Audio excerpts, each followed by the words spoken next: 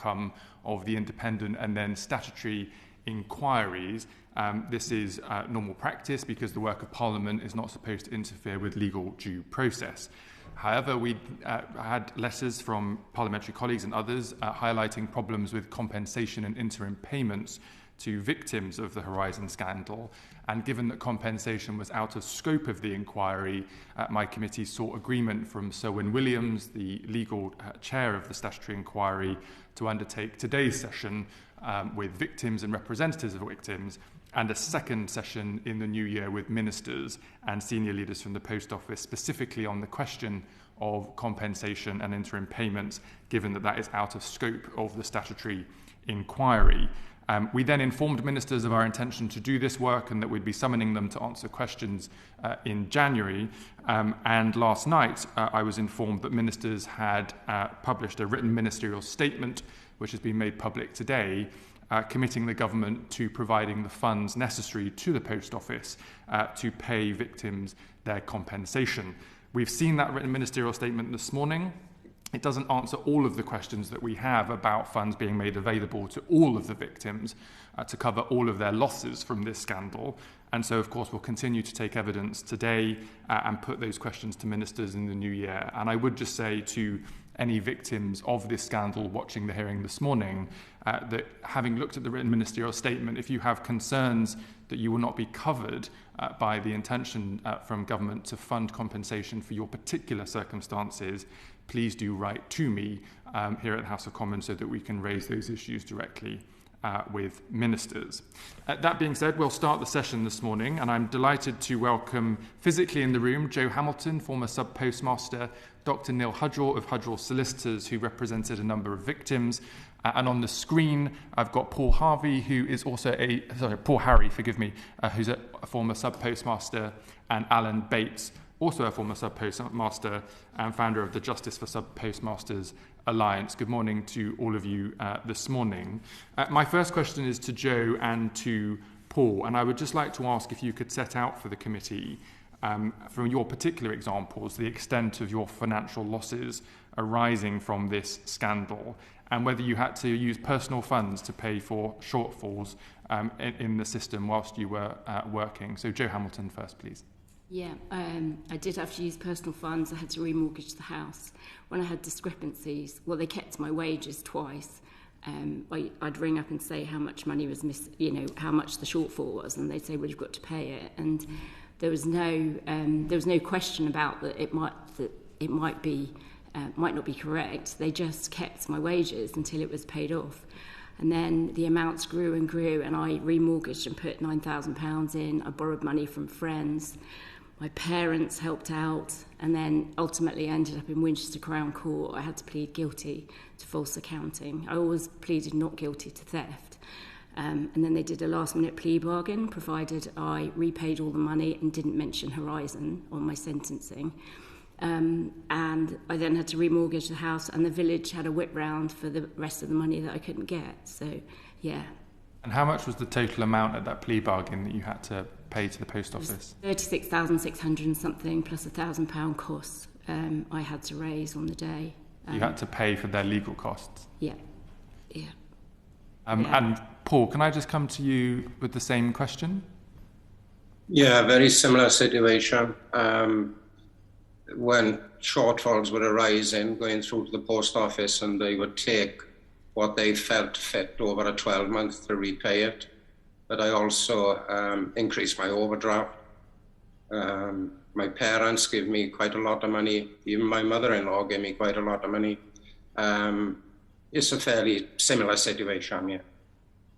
Well, it sounds like you've both suffered long-lasting consequences from those repayments. And have you received any compensation yet, Jo Hamilton, and has that covered your costs?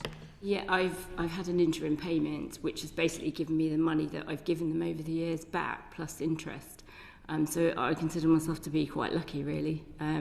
Unfortunately, the rest in the group haven't got the same, and they've lost every bit as much as me, apart from the fact they didn't get dragged through the courts.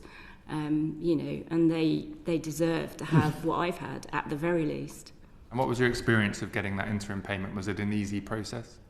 It came fairly swiftly. Yeah, you have to have a good legal team, and it was sorted.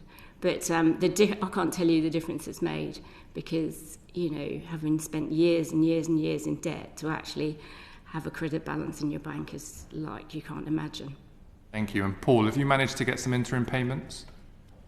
Yeah, I've received, in my situation, a small amount of just over 20,000. But my losses are in excess of 100,000, so I'm nowhere near getting my money back.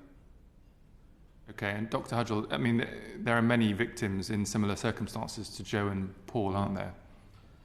There's many hundreds of victims of varying degrees. Jo says she's one of the lucky ones, but in a sense she isn't. She's just getting back a token of what she's lost, and we can focus on the sort of tangible financial losses, but there are the intangible losses as well. There's the tragic stories of people that have lost liberties, lost their minds. There's all those sorts of intangible losses. Jo herself would tell a story about how her parents died before she was exonerated in their 80s in significant mountains of debt. So it's not just the tangible loss of a job at the time and the financial hardship that came from that. It's the many years of financial suffering that followed on the back of that. So while it's fair to say there are some token gestures of compensation, and there are some legal nuances where some people have been more fortunate than others yet being in the same boat, that I'm sure we'll get onto this morning, but there is a bigger picture of loss than is merely just about finance. Over many years now? In some instances over 20 years plus. And Alan Bates, you represent a large group of sub-postmasters who are victims of this scandal. Presumably a similar story for the many people that you represent through your Justice for Sub-Postmasters Alliance. Well, the group consists of about 555. And I think over the years, when they were serving sub-postmasters, they paid in the order of £8.5 million back to Post Office from shortfalls or stated shortfalls. And that's without anything else as well, the loss of their businesses and all the rest of it. So, I mean, everyone is still suffering extremely badly from the financial difficulties they've been left in by Post Office. And the money that was paid back to the Post Office was, as we now know, for shortfalls that didn't exist. And so that was, in essence, surplus funds to the Post Office, which they wouldn't have been able to account for as providing goods and services. That's right, isn't it? Yeah, I mean, for years, I've been involved, obviously, chasing this through for years and working with people like Second Sight when they did the mediation scheme. And one of the big concerns they had, and which all of us had, were the suspense accounts. And no one could ever get to the bottom of these suspense accounts or actually find out what was in them and what Post Office did with them or how they recorded them.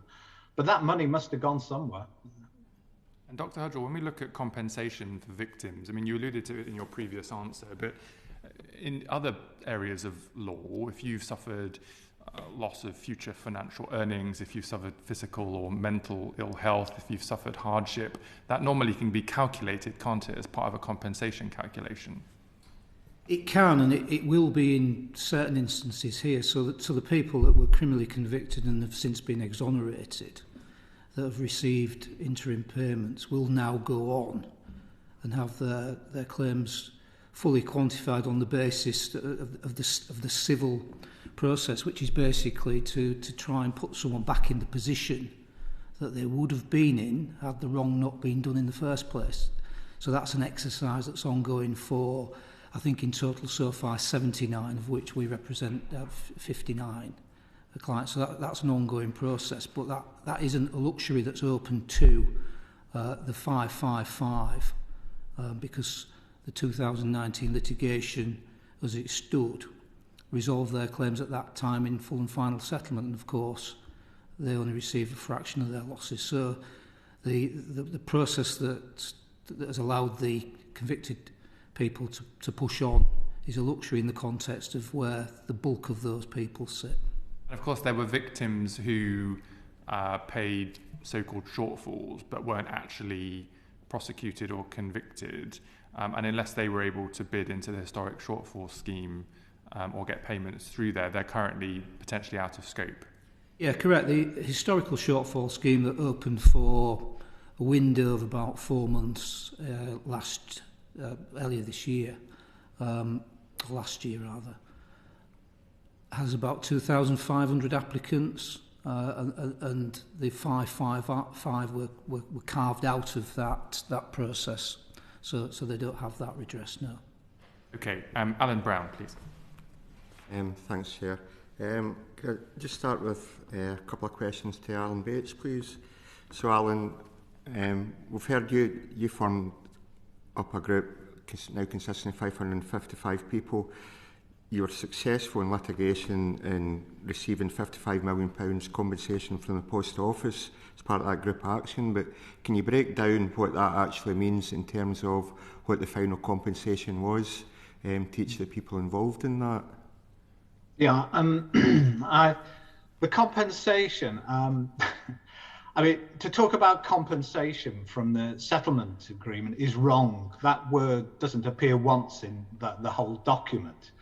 Try and explain that. The £56.75 million quoted as being what the group received, approximately £46 million of that went towards the costs associated with bringing the legal action. So after that £56.75 million had the £46 million removed, there was about £11 million left, and that averaged about £20,000 per person.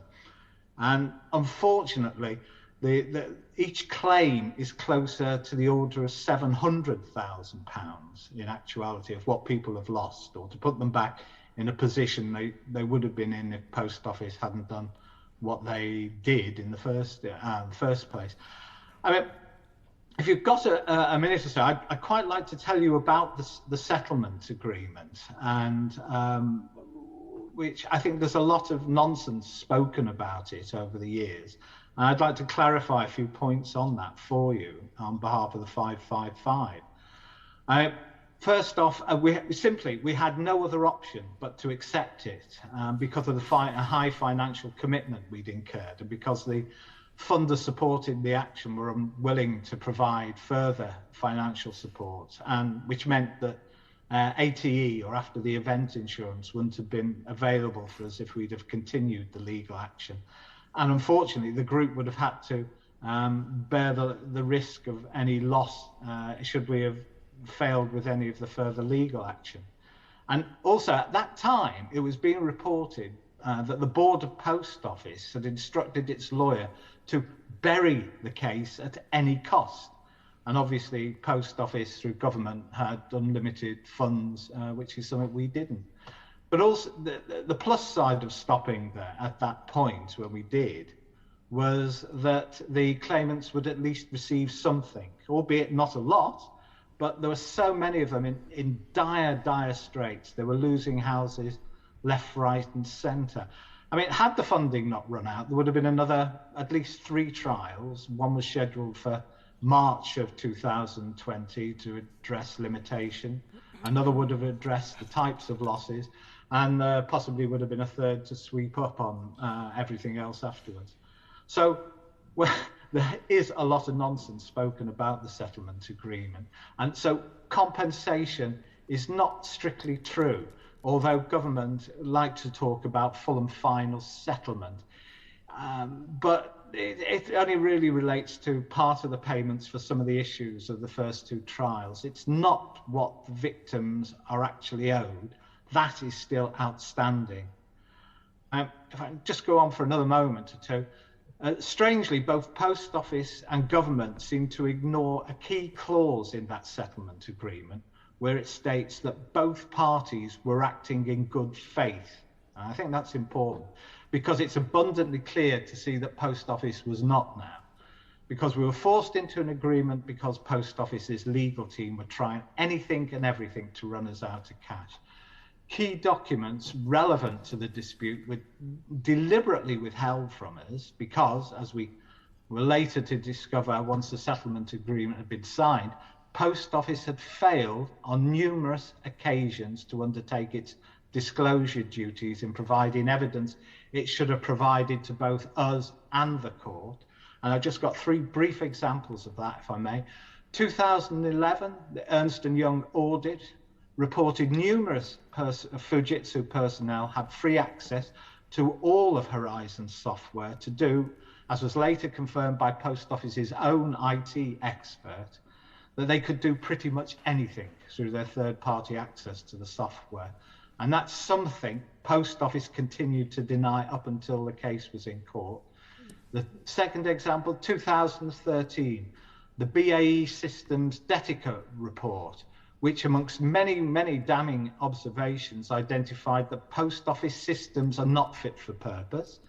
And I think the more recent one, which you probably would have heard about, is the 2015 Clark advice, which was revealed in the Court of Appeal earlier this year, and which pointed out the very serious concerns over the veracity of the Fujitsu evidence that had been used to prosecute sub-postmasters, which you know is something currently being investigated by the Metropolitan Police. But the interesting thing about that one is when Post Office first received this particular advice from Mr. Clark in 2015, it seems Post Office's board went into a mad panic as it held 6 board meetings in a 6-week period, when it normally only held 8 or 9 meetings a year. So because all this new evidence has been withheld from us, it does now seem that the settlement agreement may well be unsafe, as it was obtained by duress and unfair conduct, which is why today we're announcing that we have an open contract available to any law firm that wants to pick up our case to have the settlement agreement set aside or overturned. I hope that's probably answered your question and possibly a few others as well. Yeah, thanks for that. It certainly kind of opens up for more questions. So obviously you're quite clear in your mind the Post Office didn't act in good faith, and you used the phrase damning. So since then, though, has there been any contrition from either the Post Office or even the government in terms of a willingness to look at proper compensation? Because you said you received £20,000 per member, as it were, but claims could have been up to £700,000. You won the case, but paid out £46 million in compensation. So has anybody been willing to talk seriously about proper compensation and reimbursing these legal costs? No, there's been numerous requests made to government and Post Office, and all they turn around and say, as I mentioned before, is full and final settlement, that's it, mate. And that's what they're doing. They're totally ignoring the distress that the 555 are still suffering. We're being punished for having bringing the case in the first instance. It's like they want to send a message out to everyone. I mean, all well and good to the people are getting their convictions overturned out of it, and it's all well and good that all these other sub-postmasters who've come along later are going to receive something from the historic shortfall. But why should the 555, who dared to stand up to them and to actually expose the real truth in all this, why should we continue to be punished? Yeah, and I was going to ask, so how do you feel? So in today's written ministerial statement, we've got a statement from the Minister who is talking about how much work the government's doing because they're providing the money to recompensate those who are getting their criminal convictions overturned, which, as you said, you want all those that suffered an injustice to get proper recompensation. But how do you feel when the government seems to be saying they're doing a lot of work, but yet you feel there's still no recourse or avenue for your 555? Well, we're frustrated and we're very, very angry, and it's something we will never let go until we receive proper and fair financial redress. Why should we? I mean, you know, people are still losing their houses and they're still losing their businesses as we speak. The damage is still ongoing. They've got to be brought to deal with this. They really have to deal with it once and for all, because Post Office will never, ever be able to move on until they've resolved it with ourselves. We will never let go of this. And who should be taking the lead on this? I mean, you're talking about the Post Office. Should it be the Post Office? Should it be the government? Or do you want to hear more clarity from each? Well, I mean, I think we have got the inquiry that's running along at the moment. That may well reveal further facts in there or come out with recommendations. But we also have a complaint in with the Parliamentary Ombudsman about government's role in all of this. And they've been trying to duck it for years, but they've been involved as much as anyone else right from the outset. And hopefully some recommendations will come out from the Ombudsman's report or findings that will assist us move this even further. But if we have to go back to court, maybe that's where we're looking long term, I don't know. And I mean, you said you started the ball rolling in terms of exposing this and actually fighting to get justice. Your members have only got it at £20,000 each, and yet in the case that the government's support in terms of people who are getting their criminal convictions overturned, they're getting interim payments of £100,000, which again I'm sure you support them getting money they're entitled to. Can you actually see any logic why the government stands by the full and final settlement for your group, but yet they're happy to oversee interim payments of £100,000, which clearly lead to more for those others that are getting a criminal case overturned, or their conviction overturned? Sorry. It's punishment. It's the way they operate. They haven't been at all happy that we ever brought this up in the first instance. And as I said before, I mean, they were determined to bury it at any cost in there. There's a lot to come out, and I think there's been some sort of major cover-up that's been going on, hopefully that will be revealed over the years. But I mean, why we should be suffering, why the 555 should still be suffering is wrong. And you know, we've had a lot of support down in Westminster, and I'm sure we'll get a lot more going forward with this as well. We can't let it rest. We'll never let it rest until people get some, proper financial redress in this. Okay, you kind of made a pitch earlier on there about legal firms, but what other options do you have to claim additional compensation to fully cover your financial losses? Well, I mean, obviously we're looking to recommendations that might come out from the inquiry and also from the Ombudsman. But in the meantime, we just hopefully will keep chasing our politicians and asking them to keep raising it and bringing it to the attention of governments all the time. Because it is wrong. It is wrong, the way we're being treated at the moment. Can I just ask one more question, Chair? Alan, previously the phrase the Post Office acted as prosecutor, judge and jury in terms of how the cases were taken forward and pursued. The government, it seems to me, they've been silent about the fact that technically, it's my understanding, the Post Office still have these prosecution powers. Is that your understanding? Is there risks that somewhere down the line that the same type of prosecution of sub-postmasters could reoccur if that was a route the Post Office decided to go down? I mean, it's always a potential in there. I don't know after what's happened of recent, whether they would pursue that sort of course of action. But I mean, I haven't heard that they've changed. I think there was at one point they were thinking of getting rid of those powers. I think the sooner they do get rid of them, the better. The sooner they're removed from them. Because most of these cases would never have gone to court. We're absolutely certain about that if there'd been an outside agency who had actually reviewed the cases first. Thanks. I maybe just put that to Dr. Hudgell. Do you have any view on whether the government's done anything to restrain these prosecution powers of the Post Office, even though at the moment there might not be a will to use them? Is it the fact that there's been nothing to actually change the powers they have? Well, as I understand it, the legal framework now is that the Crown Prosecution Service sit in between, so you wouldn't see this sort of scenario arise. There'd certainly be very folly to go back to any sort of system where they are judge, jury and executioner, and obviously victim and beneficiary. So there's lessons to be learned there, not just for Post Office, but more widely. Just, if I can I just touch on a couple of things that, and sort of reiterate a couple of things that Alan said. You know, he talks about the sort of 57 million.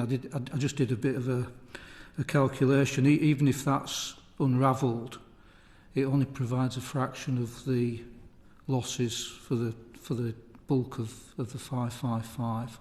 The figure's much nearer to about 400 million.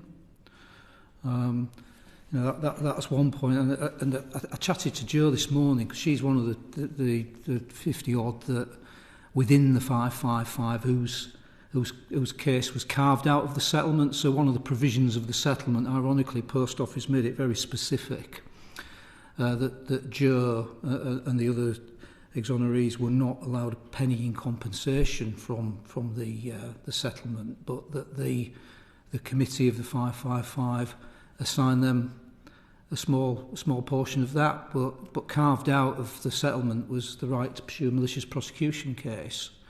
So the irony, of course, is that the 555 were trailblazers, led the platform for the historical shortfall scheme. The conviction's been overturned. And Jo, through no fault of her own, feels really rather guilty about being in what might be described as a luxurious position compared to the rest, being able to pursue full and final and proper compensation. I think the other practical difficulty will be in seeking redress through law. It will be a brave law firm that will take this on.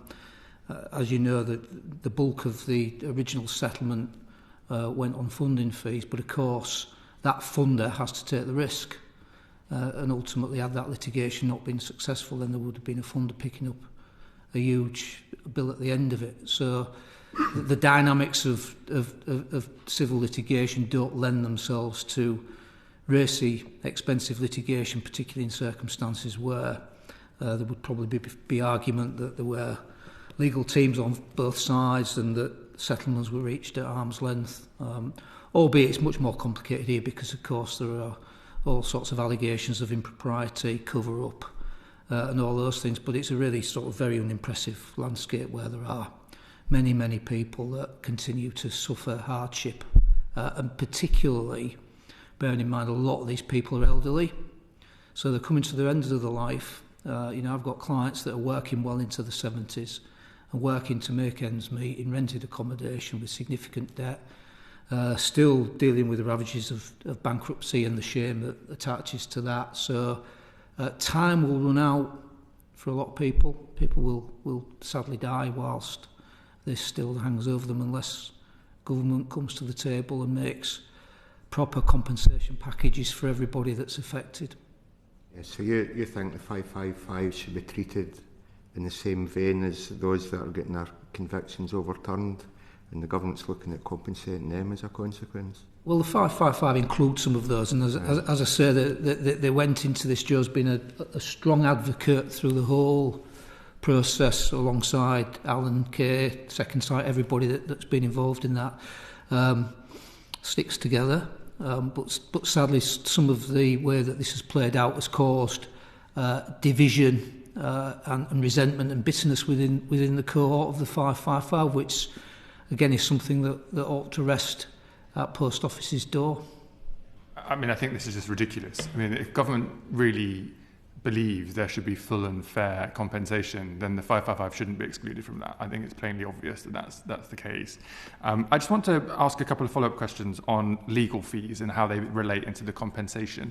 So, Jo, when all of this happened in the first place, were you able to get independent advice from lawyers or a trade union or anybody, or did you just feel you had to start paying back these sums that the Post Office was asking of you? Well, the original £4,000 I had to pay back, they they said your contract says you've got to pay it back. And actually, if you look in it in the words that I hadn't really read and understood properly, you are liable for it all. And so they said you've got to pay it back. So it wasn't till it got to an enormous amount, and I rang the Federation of Sub-Postmasters for help. And they said, you go find yourself a good criminal lawyer and we'll arrange an audit. And that was the only help I got out of the Federation. Unfortunately, one of my customers was a criminal lawyer, and I went to her. Otherwise, I'd have literally been picking a number out of a phone book to get help. So, yeah, I was fortunate to know someone in the first place. And, I mean, the whole thing is just a nightmare. Because otherwise you couldn't challenge what you were being told. No, and I always pleaded not guilty to theft because I never stole anything. We did a prepared statement for my interview under caution, and because she said, I couldn't explain where the money was, and she said, well, I can't let you answer questions, so she said, we'll write you a prepared statement, which is what I did, and I did a no-comment interview, which I then went not guilty right the way to... The trial was about to begin, and they did a last-minute plea bargain. And then she said, well, they're going to get you for false accounting, so plead guilty, remortgage, pay all the money back. And we mustn't mention Horizon as a condition of it.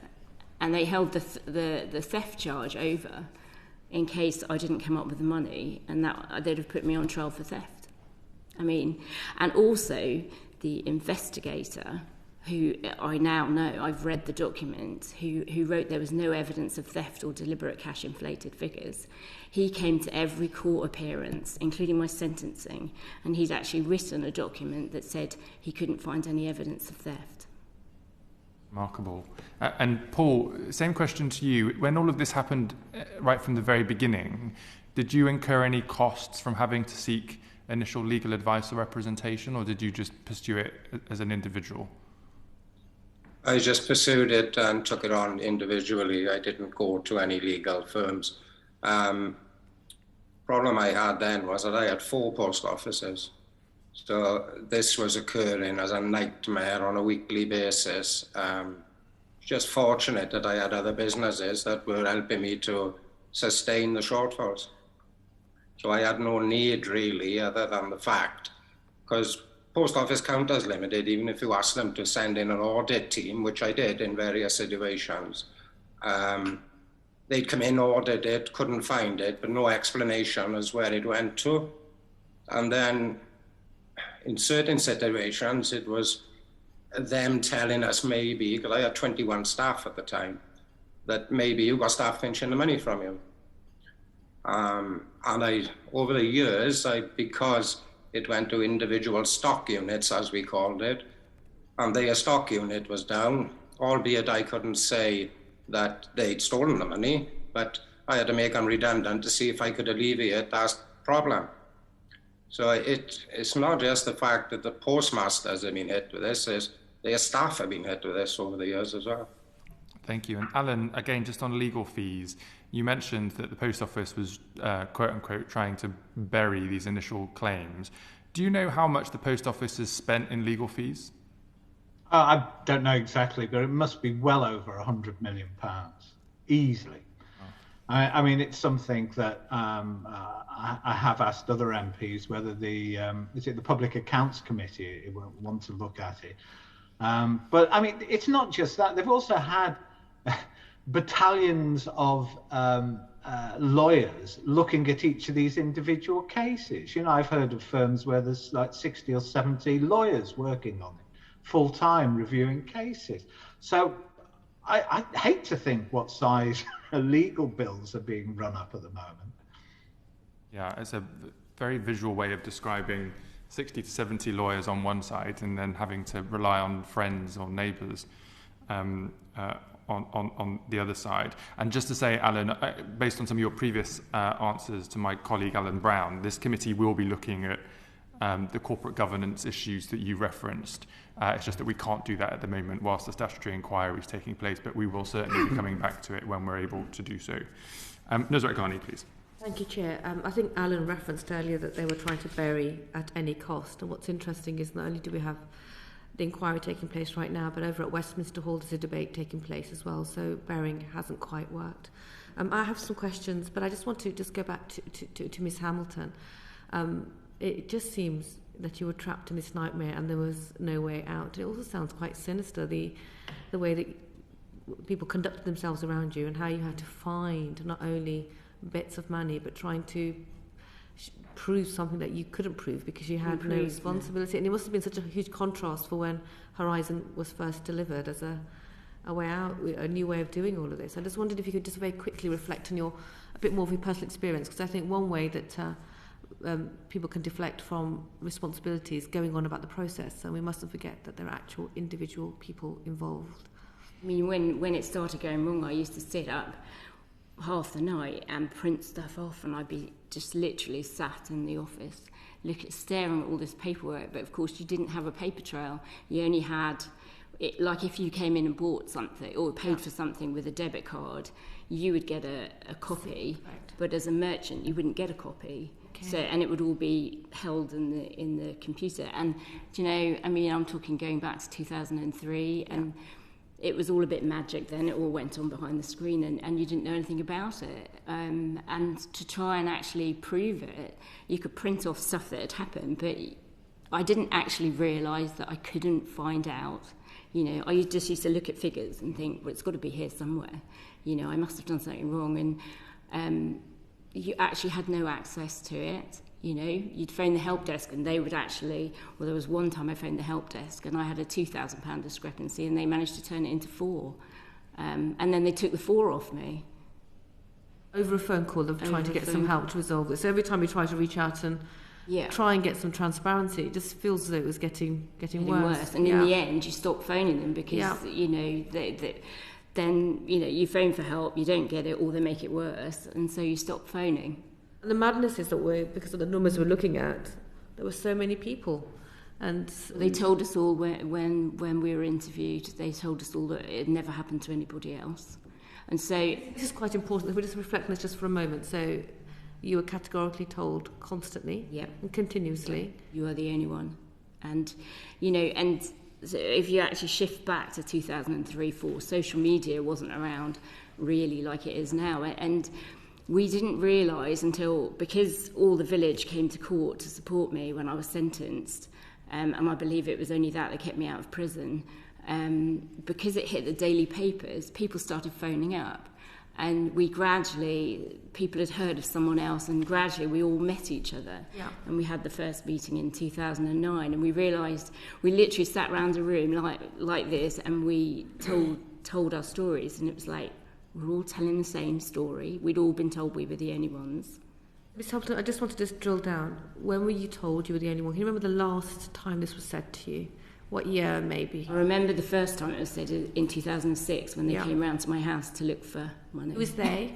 The Post Office investigation team. The Post Office investigation team in 2006 made it abundantly clear that you were unique. Yeah. 2006, when was the last time they said this to you? Not much after that. Probably my interview under caution. And that was in 2006 as well. But then I got sacked, you see, straight away, so...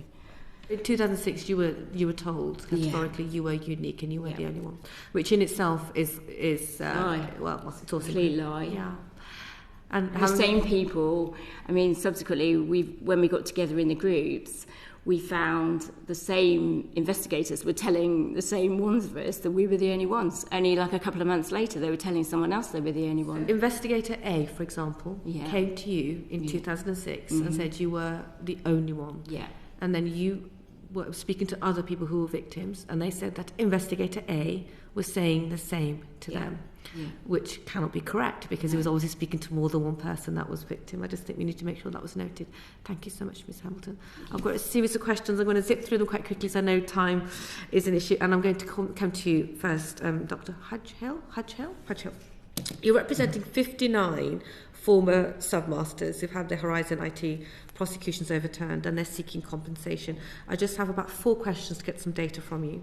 So how many of those 59, your clients, have received interim compensation, and how much have they received? Is there a way you can give us a bandwidth of that? To date, 42 have been paid. Yeah. 6 are awaiting payment. 6 have slight complications involving the official receiver, which we're working through, which should be resolved in short term. 3 have been refused. Refused? Yeah. And 2... I'll explore on that later. So 3 are the refused, okay. And 2 we are awaiting on paperwork from the clients. Paperwork, okay. So that should get to 59. Okay.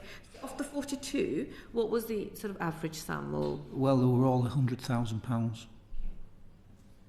And the 3 that were refused, what were the reasons why?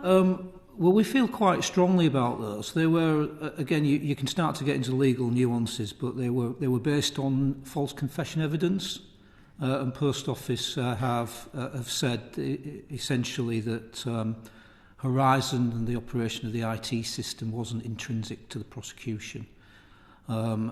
We are, I say, we feel strongly about that and are mounting a claim to present to them, and if it's not appropriately responded to, then we will issue proceedings, because false confessions were quite a strong part of the story.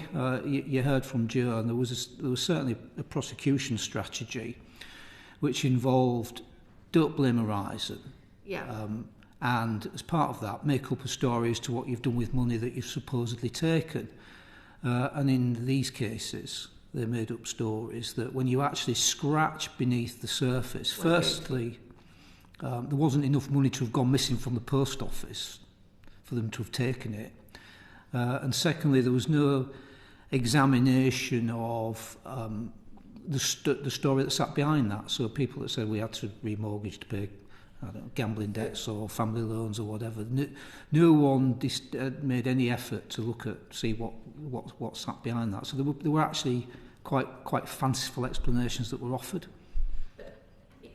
False confessions. If you've been told that the system is functioning, and then you're told it must be human error, it must be a difficult place to be in that room, and also if you're told that you're the only person it's happened to, you can sort of explain how people have come up with responses to try and make sense of something they're told doesn't make sense, and that's the only response is that they are in some way complicit.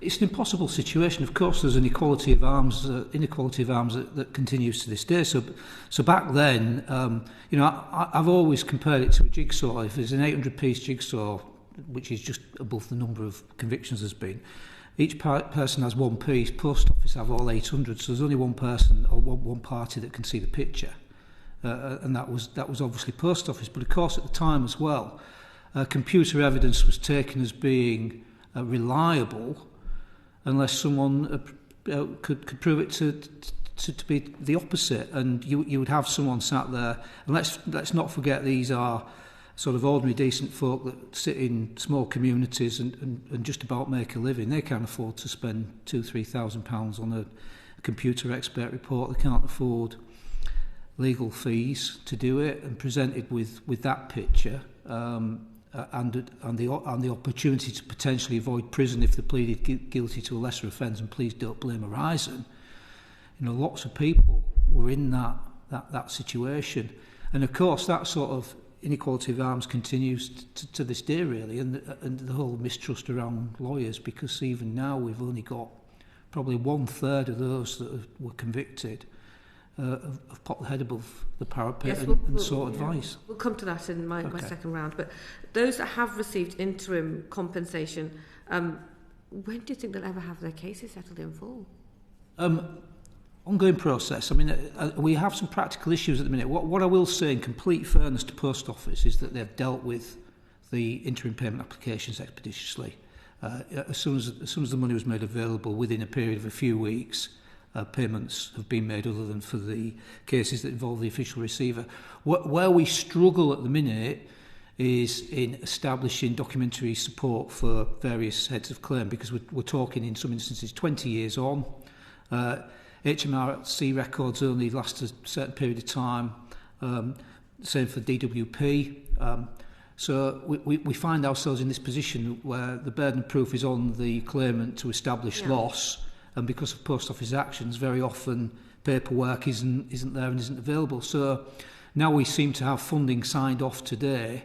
It will soon become very apparent how Post Office intend to forward offers in compensation. They have the first cases before them fully pleaded by us, so we'll see how they respond in the next few weeks. But what we don't want to see is Post Office putting up the blockers and saying, well, you can't prove this loss, and in some instances we're short of documentation because of Post Office.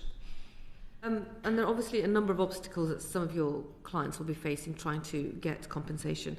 If there were top 3 things that could maybe be addressed to make the process a little bit easier, do you want to just share that with us now?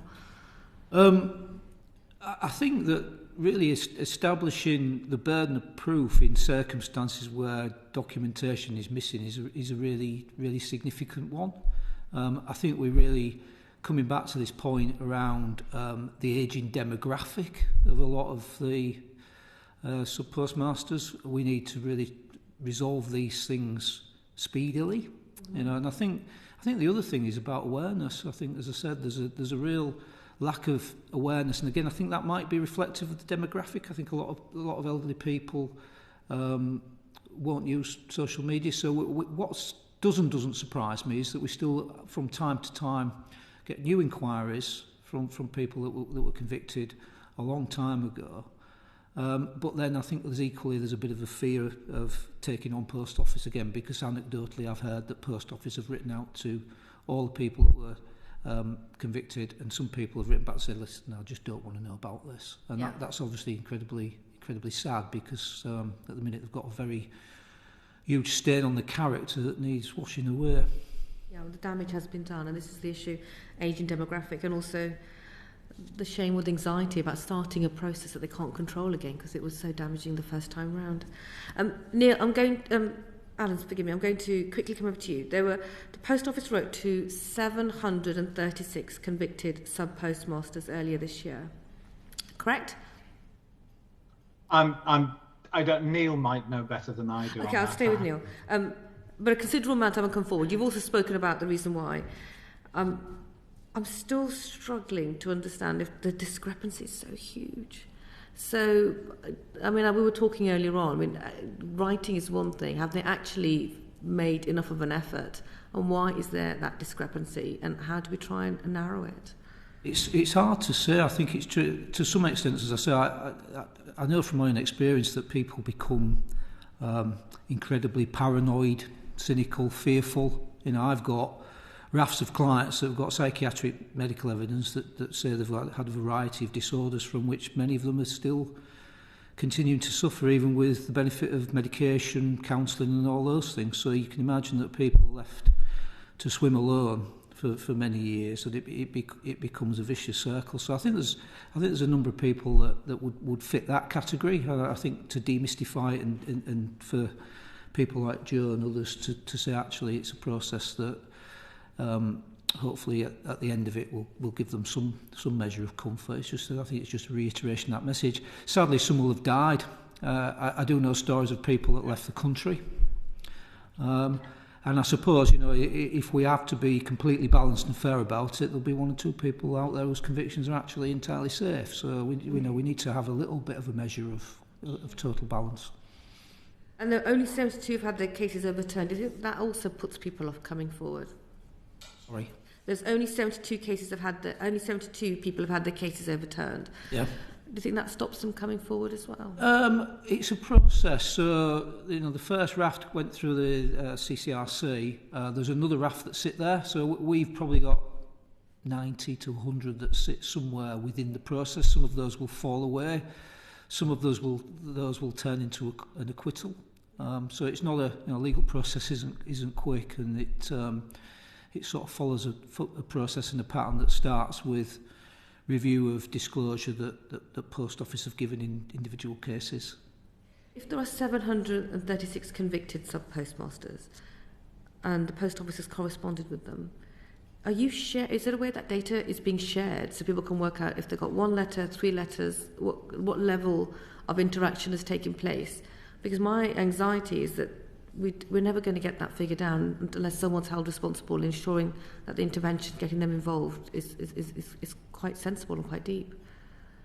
So are you aware of how the post office interact with them, or what kind of response they get back? Or only again anecdotally from so there's no sharing speaking to post about, office. Yeah. So I think there's an issue there that maybe we need to draw out with the appropriate minister, because it doesn't mean anything until we know exactly what they've done and what the response has been. Because they should know exactly how many have said no thank you, how many have said maybe, or how many haven't got back. Otherwise we're just going to have this figure for a while here. Well, I guess there will be a number that are not at this address, or difficult to trace. It doesn't take that long to pursue and work it out if they wanted to. Well, we've no insight into that. Okay. Only from what I'm told, and I say anecdotally, I'm told that people, some people simply don't want to know, having been approached by Well, one would post hope office. that data is being kept and logged, and we can always, if the chair allows, ask if we can have sight or how they are managing it. And my final question, then I'll relieve you and take it back to the chair. We obviously are hearing that convicted submasters need more advice and support in overturning their convictions and seeking compensation. How do we go about providing this? How do we as lawyers go about? Everybody there. What message do you want to get out today? Well, I think there's an able support network. Alan does sterling work through the group. The likes of Joe do. There are plenty of people to reach out to. We think we're okay and approachable. We know the ropes, and there's plenty of able lawyers out there that we collaborate with, because it's such a hideous scenario. But we feel very privileged to look after what are just a cohort of badly wronged, normal working class folk like us. So it brings with it some privilege on our side as well. They just need to reach out to you, don't they? They do. Thank you to Joe and Paul in particular for coming and giving their evidence. Back to you, Chair. Thank you. I mean, it sounds to me like the government might want to think about an independent body or organisation to reach out to victims if people don't want to hear from the post office because of their experience. I mean, Joe, do you think that would help people if it came from someone other than the post office offering to provide compensation? Yeah, or the group, the JFSA. I mean, they couldn't be more supportive if you reach out to them, because we're all human. We've all been through it, and we know the process. I mean, I can understand if you've gone through the experiences you've set out for us today, and then you receive a letter from the post office, you just run a million miles away. Well, I personally know 2 people that have run a million miles from it, and they've had letters from the post office, and they won't have anything to do with it. Yeah. I think that's something that we'll take forward, so thank you for that. And Dr. Hudgell, just to say that the criminal law and evidence relating to computer decisions is something that ministers were looking at. I led a Westminster Hall debate before the summer recess because the law is, as you will know, very significantly out of date, which led to lots of these issues, and your evidence has reminded me to chase ministers on that, so I will do that as well. Just a final few questions from me on the historic shortfall scheme. We've talked primarily today about victims whose convictions have been quashed and the 555. But I just want to take a little bit more evidence on this broader group of people, not least because it seems like the Post Office didn't account for the individual so-called shortfall repayments from individuals, so they can go back and track who deserves compensation. Neil, you said that the scheme was only open for 4 months. It was, from my knowledge of the scheme, it isn't extensive. We had quite a lot of inquiries, and we directed clients to complete their own application, and once they were processed, we were quite happy then to review them. And I think we had of the order of just under 200 inquiries. How many of those translate to applications, I'm not sure. Of those, I've knowledge of 3 offers that have materialised in the scheme. My understanding is that there were about 2,500 applications, of which about 500 were determined by the middle of this year. There's been no recent update on that. And my first concerns regarding the scheme were that it in effect acted as a funnel.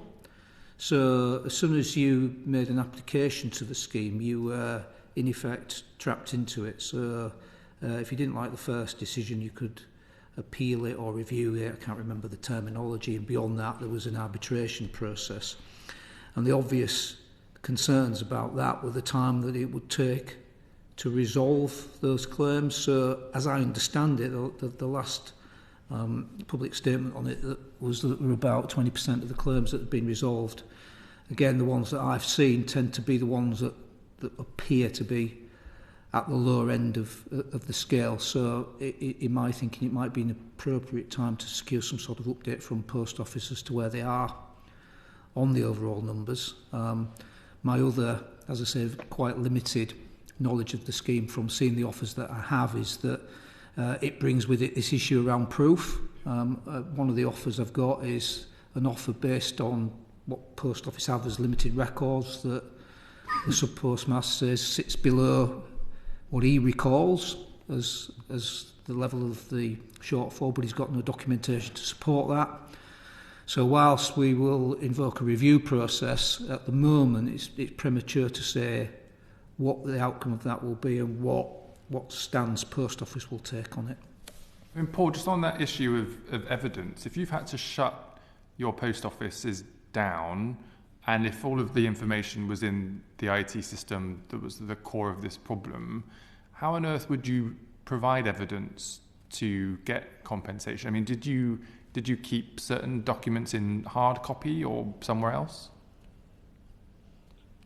No, it's very difficult. If you think with, as I said, I was running 4 post offices, and it's coming up now 25 years. You don't keep this type of evidence. One week you could be putting £100 into one, the following week you could be 500. And I just realised that you had to put it in because it was the post office. You had no choice.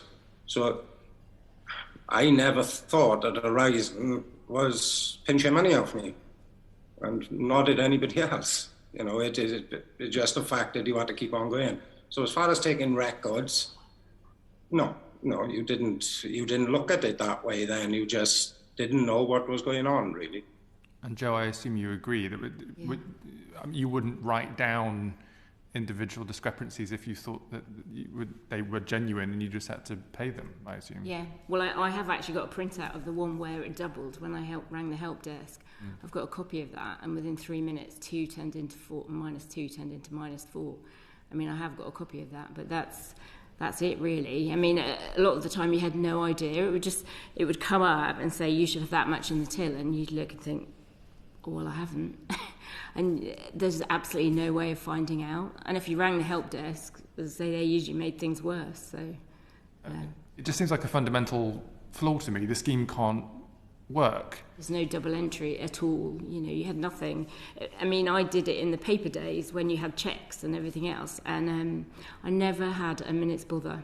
The moment it went electronic, the moment chip and pin came in, it was just a nightmare. You couldn't balance anything because you had nothing to compare it to. How do you appeal this, though, Neil? If the evidence doesn't exist, but you've got victims who you believe genuinely have suffered losses here, but the requirement is to present evidence, I mean, how do you take that forward? Well, I think it remains to be seen because the ball sits with Post Office essentially. You know, either as part and parcel of the sort of funding stream that's now being released to see how they respond to the cases that we've put forward, or within the review process of the historical shortfall scheme, because of course Post Office have a fine balancing exercise, haven't they, between the use of money for the public purse that's got to be justified, but by the same token acknowledging that these are people that haven't kept documents for the last 20 years in the same way the HMRC haven't, or Post Office.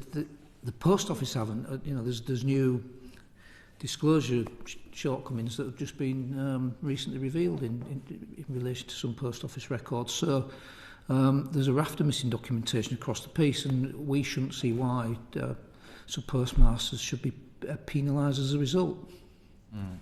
Well, thank you to all of you. That's been very helpful to set the scene for these 2 interim hearings for us. I mean, it's plainly obvious why this is referred to as not just a scandal, but quite frankly, the largest miscarriage of justice, I think, by the sounds of it, with life-changing consequences for so many of you. For ministers to publish a written ministerial statement 2 hours before a session like this, leaking it to the press the day before, not providing sufficient detail or giving a statement to the House is, quite frankly, wholly unacceptable. It's terrible, I agree. And so we will be calling ministers in the Post Office in the new year to ask many of the questions that we've talked about today and to try to provide as many answers as possible. And then, as I said, on the broader issues, we'll have to revisit that once Sir Win Williams' inquiry is concluded. But we can take these issues on compensation forward, and we will do so in the new year. So thank you, Joe Hamilton, Neil Hudgell, Paul Harry and Alan Bates for your evidence. I'll call the session today to an end. Order, order. Proceeding has ended.